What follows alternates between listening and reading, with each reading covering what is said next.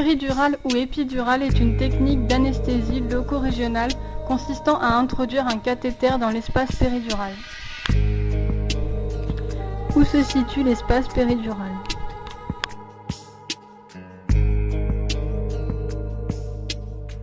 L'espace péridural est un espace anatomique situé autour du fourreau dural contenant le liquide céphalorachidien, la moelle épinière, les racines nerveuses lombaires et sacrées. On ne traverse pas la dure mère, c'est un espace virtuel contenant un tissu graisseux et des plexus veineux. À partir de cette position, l'injection d'un produit actif par le biais d'un cathéter est possible.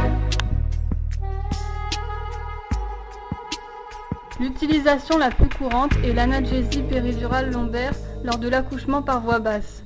Elle permet en effet d'atténuer, voire de supprimer les douleurs provoquées par les contractions de l'utérus pendant le travail et lors de l'accouchement.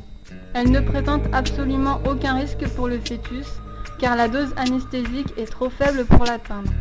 La péridurale peut également être cervicale ou thoracique. La position est extrêmement importante, puisque le médecin anesthésiste doit se repérer entre la pointe des vertèbres au niveau lombaire.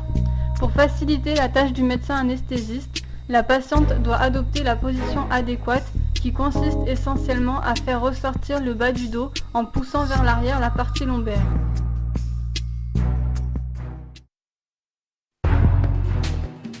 Pour pratiquer une péridurale, il nous faut un champ stérile, une seringue spéciale dont le piston coulisse seul dans le corps et une aiguille de Tuoy, aussi appelée aiguille à péridurale, puis un cathéter et un filtre antibactérien.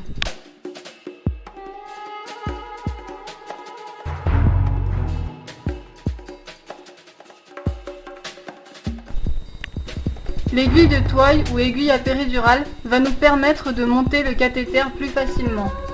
Son bout peut être en mousse pour ne pas traumatiser la dure mère. Et enfin, elle possède un mandrin pour éviter de passer des morceaux de peau dans l'espace péridural. La péridurale est un acte se pratiquant stérilement. Cela nécessite donc premièrement une asepsie rigoureuse où l'on prend soin de badigeonner toujours dans le même sens. Ensuite, on installe le champ, puis on s'assure que le matériel de réanimation et d'anesthésie générale est prêt pour faire face à une situation d'urgence.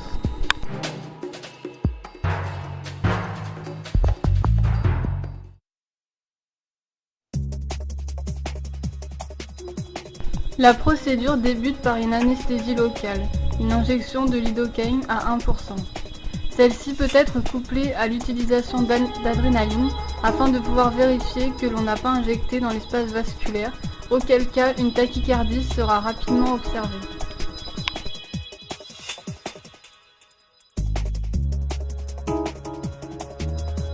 On va piquer où la moelle épinière n'est pas présente, par sécurité, même si l'on n'est pas censé traverser la dure mère.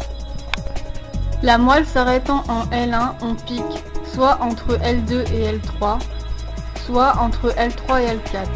On utilise pour cela un repérage anatomique qui est la ligne bi-iliaque correspondant à L3-L4. L'aiguille Tuoy et le mandrin sont introduits perpendiculairement. On traverse d'abord les ligaments sus-épineux et interépineux. On sent une résistance qui est le ligament jaune. En s'aidant de la seringue et en poussant légèrement, on entend un léger crack. Et on note une perte de résistance, ceci à peu près à 4 cm de la peau. On est alors sûr d'être dans l'espace péridural, on en profite ainsi pour injecter une dose d'anesthésiant.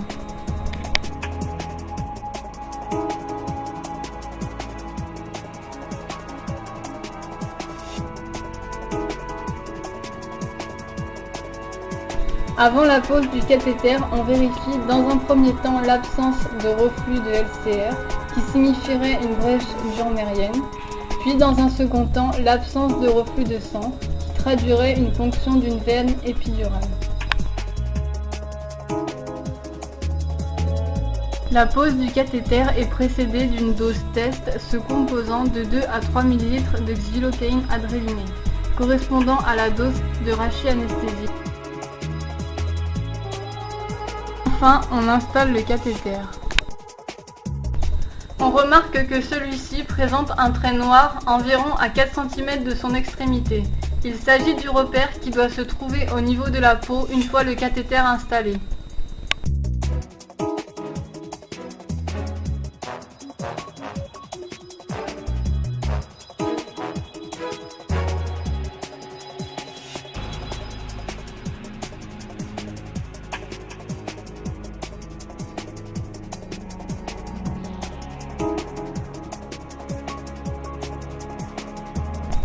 Enfin, on installe le filtre antibactérien.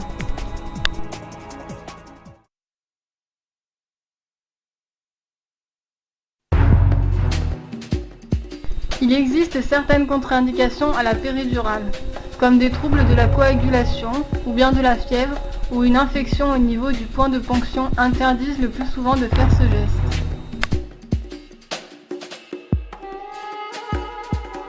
Un tatouage récent peut également être une contre-indication. Les complications les plus fréquentes sont les problèmes de céphalée liés à une brèche de la dure mère. Cela correspond à moins de 1% des cas. D'autres complications plus graves peuvent survenir de manière très exceptionnelle, comme des compressions nerveuses entraînant une paralysie ou encore une rachianesthésie totale pouvant entraîner dans des cas exceptionnels la mort de la mère et de l'enfant.